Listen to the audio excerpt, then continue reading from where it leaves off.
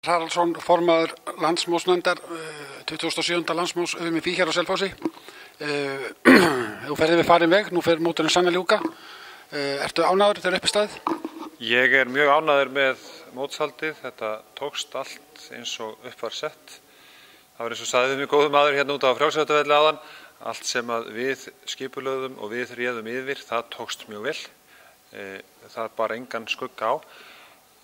Veðrið ráðum við ekki við, en við réðum við að gera eins gott úr því að mögulegt var. Það lítur að líka mikill undirbúningur að baki svona móti.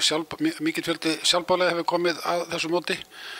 Ekki þeirra hjálp og stuðningur gríðarlega mikið atriði í svona mótshaldi?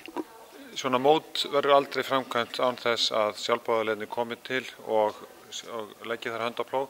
Það geysilega mikið sjálfboðavinna á bak við þetta mót. Við erum með hérna vel á 700 sjálfboðaliða. Við erum að skila hér sjálfsagt einhverjum 7000 vinnustundum í sjálfboðavinnu við mótshaldið og þeir stóðu sig allir frábærlega. Þar ber engan skugga á. Alveg sama að segja þar að þetta landsliðið í að framkvæma mót og það stóð sig með prýði. Svo þegar uppi staðið og litið yfir farið veg þá ertu mjög sáttur?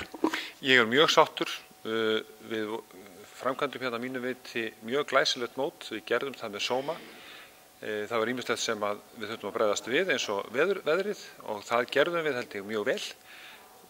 Keppendur eru ánægðir, fararstjórar eru ánægðir. Það var ánægja og gleði sem skein hér út úr hverjum andlitsdrætti. Það var talað um tár sólarinnar hér fyrir hluta mótsins og við fengumst við það og með sóma. Ljúkum mótinu í sól og ágætu veðri. Þannig að við erum mjög sátt með mótshaldi hér á Selfossi og vonum að gestir okkar séu það líka og þökkum þeim kærlega fyrir komuna á gott mót.